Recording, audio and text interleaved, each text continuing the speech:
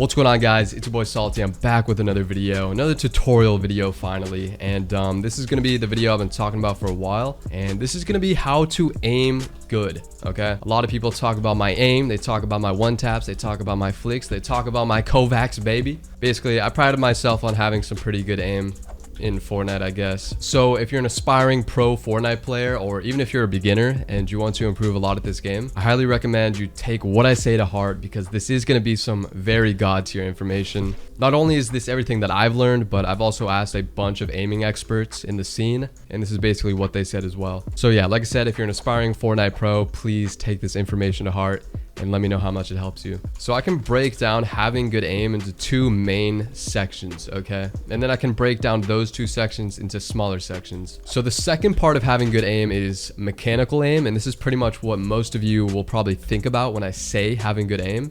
So that's basically flicking, and it's also tracking. Those are the two parts of mechanical aim. Again, flicking, boom, tracking. And like I said, most of you think that's aim, right? And if you think that's aim, that's okay, because that just means you're about to see a lot of improvement.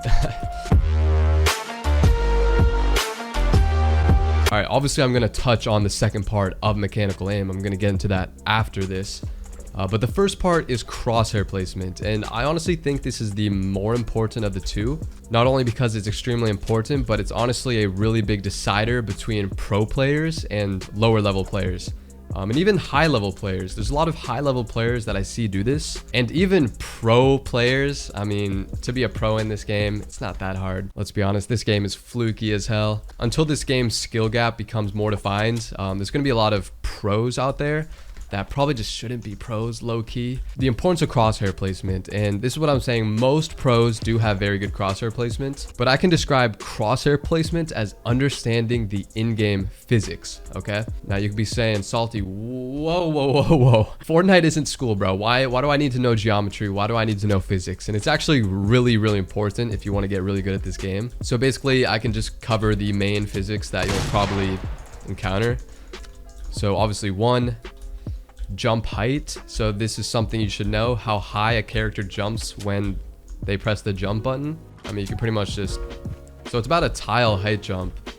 That's where their head will reach. All right, also another one is sidestepping. So if someone's sidestepping, you should know how fast that is. And all right, and like I said, this is something you should know off second nature. Like if you see someone sidestepping, you should just understand in their head, or in your head, excuse me, like how fast they're moving. I don't literally mean like sidestepping, all right, how many feet per second do they cover? Like, this isn't information you need to know. Obviously, sidestepping, you need to know the run speed. If you see someone running, you should know like how fast they're gonna be running.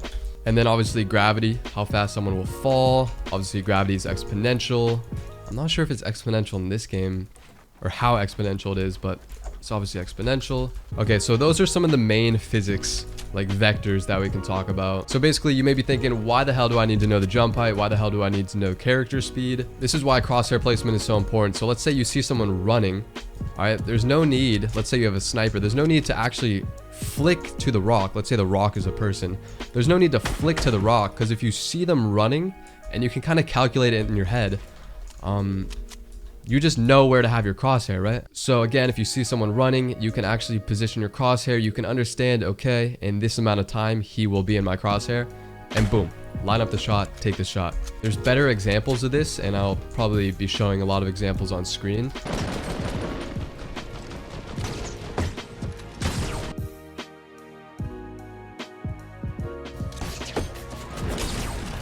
All right, and there's even more simple physics that I forgot to talk about. Obviously, you should know the character height. So basically, what is head level?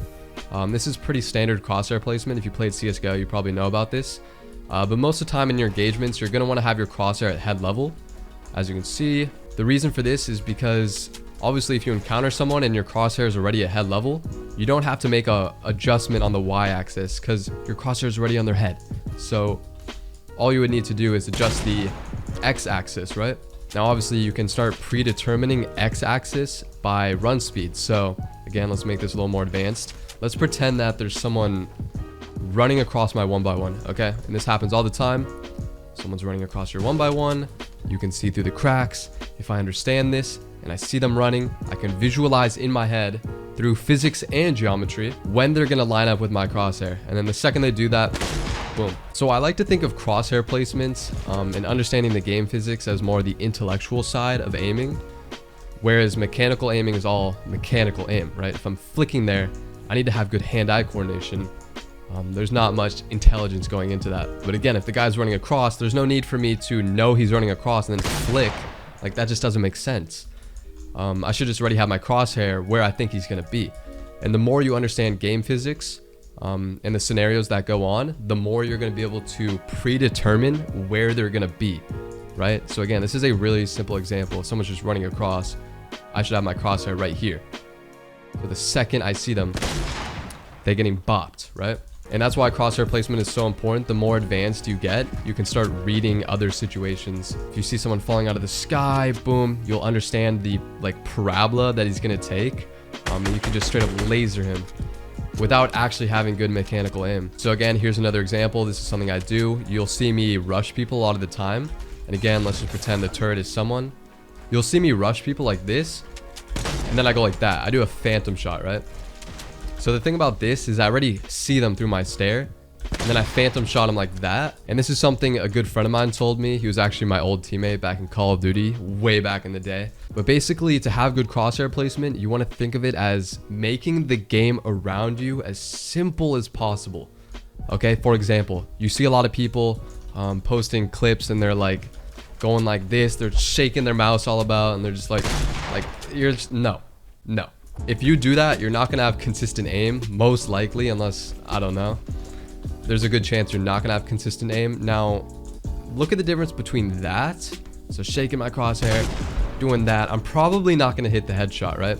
Because we can imagine that right here is the head. Instead, if I see them and I set my crosshair up already right here, right? I can see them through the stair. I set up my crosshair right here.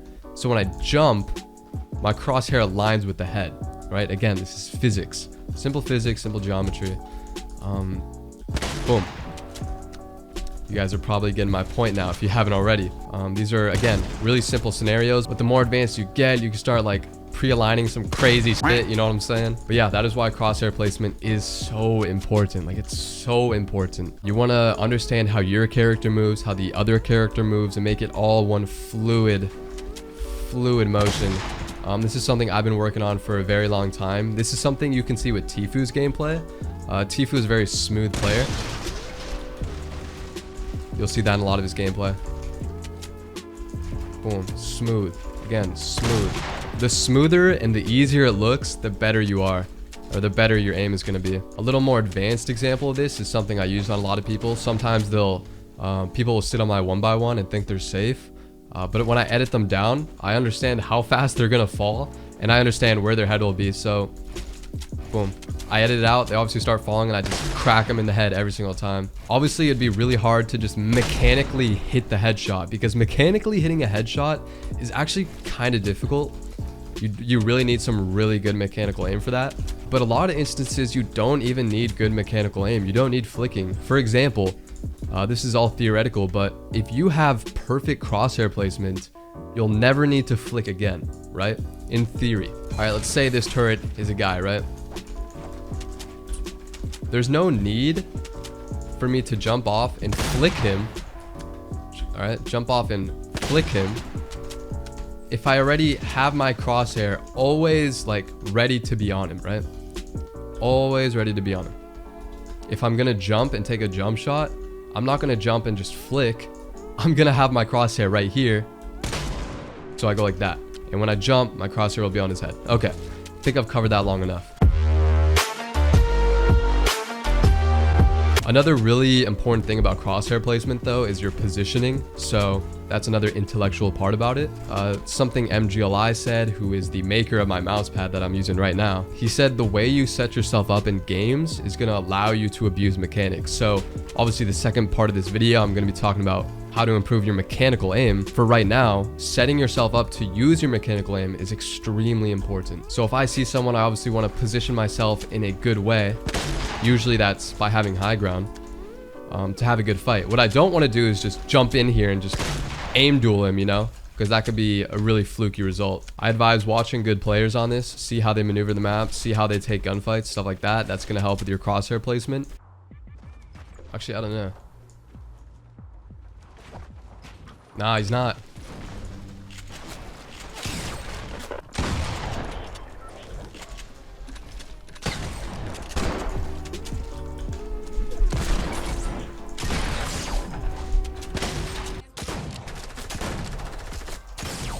Ooh.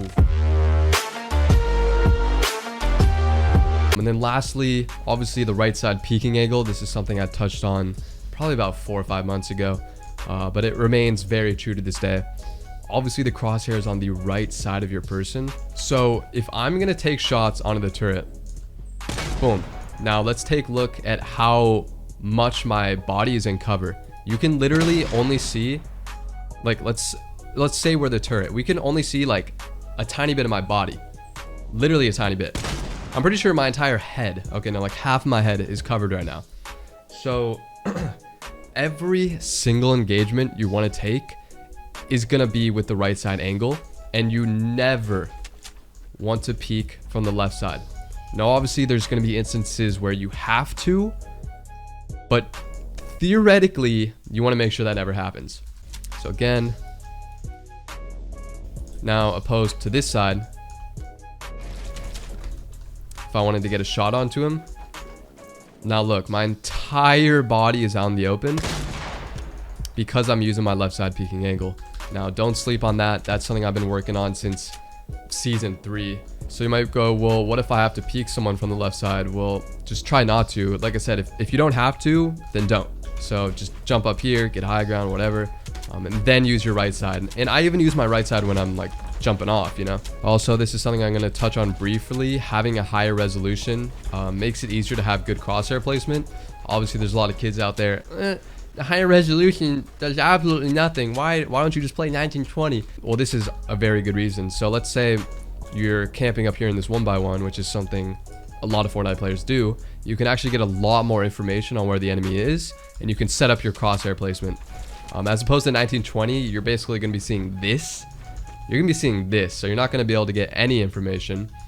And to get that information, you're going to have to basically peek all the way out of your 1x1, exposing you to everyone. The higher resolution, the more safe you can be, and then boom, take action. Okay, so that was the crosshair portion of this aiming video. Now we're going to get into actual mechanical aim. And like I said, you can break this down basically into flicking, so flick shots, and then tracking. So if someone's like sprinting, or someone's in a plane, someone's falling, someone's walking, pretty much all aspects of aim are going to be tracking except for the first shot, which is the flick. Getting onto the mechanical aim side part of things, I used to practice my flick aim a lot, and it is why I think I have really good flicks. I do have some pretty good flick mechanics. However, I talked to Kovacs and he made it clear to me that practicing your tracking is actually more important than practicing your flicking, because obviously, like I said, almost all instances of your fights are going to be track aiming. If you're SMG spraying someone down, that's track aiming. If you're, you know, jumping around with your shotgun, it's mainly track aiming. I mean, I guess you could say that it's flicking, but kind of track aiming as well. Most everything's going to be track aiming. That's what I'm saying. So if you want to practice your aim, it should be tracking. Now, like I said, I can break these subcategories into more specific subcategories. So if I'm going to break down mechanical aim, I can break it down into 2 more things, which would be aim training and mental focus. And I want to stress the importance of incremental learning into your practice. And let me explain why. Incremental learning is basically slowly working up from where you are. Now, if I want to practice building and I don't know how to build yet, I'm not going to just hop into 90s and go full speed, right? Because that just wouldn't make sense. What you want to do to incrementally learn is take it really slow. Stair, wall, wall. You want to take it really slow to learn the fundamentals. And it's the same thing with aiming. It's pretty much the same thing with anything. You want to basically, you want to achieve flow. And if you don't know what flow is the state in between boredom and anxiety. So if something is too hard for you, Let's say I'm going out, boom. Oh, I'm being crazy. You know, I'm practicing my flicks, baby. And I don't know how to do it yet. It's going to be too hard. Let's say if you're like this. That's too easy because you're not even aiming at this point. That's too easy. And this, that's probably too hard because you're not even looking at the target. Now you see what I'm saying? You want to find the middle ground, which is flow in between boredom and anxiety. And the reason that's actually so important, and it's something that I look into no matter what I'm training, whether it's mechanical aim, my building, anything, I need to make sure I'm in the flow state. And this is true for people wanting to improve at anything. So that's really, really crucial information. Basically, the reason for that is when you're in flow state, you actually learn things much faster than opposed to boredom and anxiety. And flow state pretty much means like if you're having fun, you're probably in the flow state. If you're not having fun, you're probably not in the flow state. So that's a pretty good teller if you are or not. Now for aiming, obviously, boom, practice the speed at which you flick.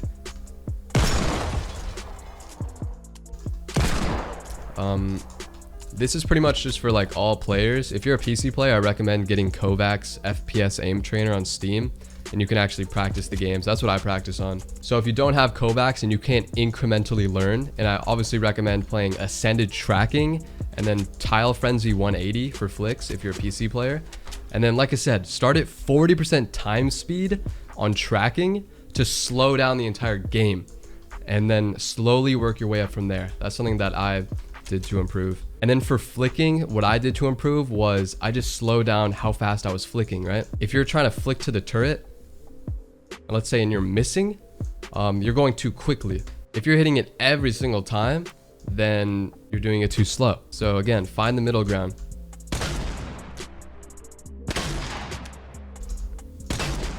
And then you can make it harder for yourself by just moving back slightly. See what I'm saying? Let's put that there again. Like look straight forward, boom, flick to the side. Look straight forward, flick to the side. Tracking is a little more hard to train on just Fortnite alone. Like I said, Kovacs FPS Aim Trainer is gonna have multiple things to practice it. Dude, you could probably just practice your aim in creative mode. Just fly around and just track things. I think this could work. Yeah, maybe that would work. So, I mean, you should experiment with it. Like I said, incremental learning is crucial for aim training and any type of training. So if you have not researched flow, I highly recommend you do that. It's really important because flow is literally the state where creative genius occurs. Like if you see someone just going off, dude, they're not thinking about what they're doing. They're in the flow state, okay? They're not even thinking about it.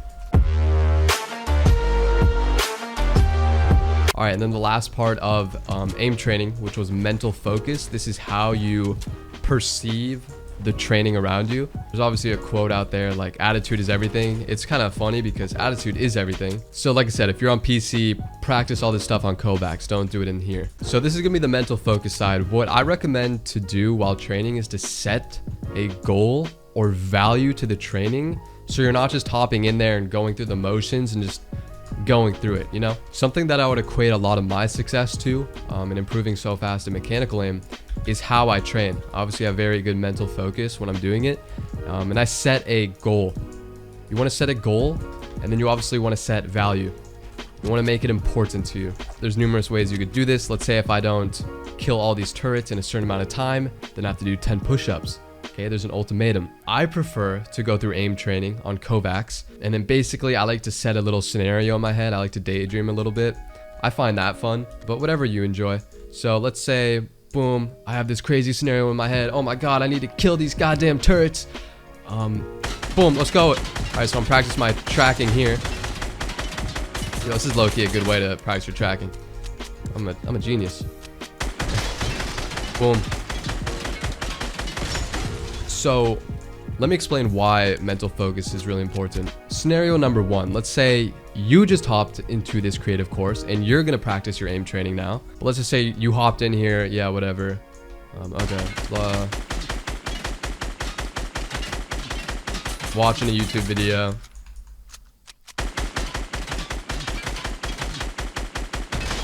Checking my phone, you know. Basically, you just don't care that much. And a lot of people fall into this category, believe it or not. They just go through the motions. This usually happens if you do something for a very long time. A good example of this is like going to the gym. You know, You just, after a while, you just kind of start getting lazy. But anyway, so that's scenario number 1. Now let's say scenario number 2. You have to break all these turrets, or your best friend. Okay. So let's set up a scenario number 2 where you have to break all these turrets, or again, like I said, you have to do 20 push-ups, or I like to daydream. I like to think of a scenario where if I don't kill all these turrets and something bad happens, and again, use your imagination as you will. So now I'm obviously gonna be focusing on killing these turrets.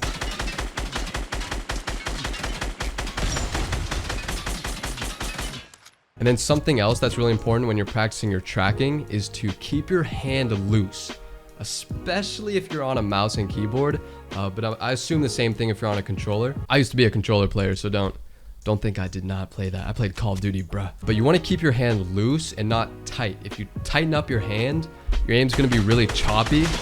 Like you see that? It's gonna be really choppy, and you don't want it to be choppy.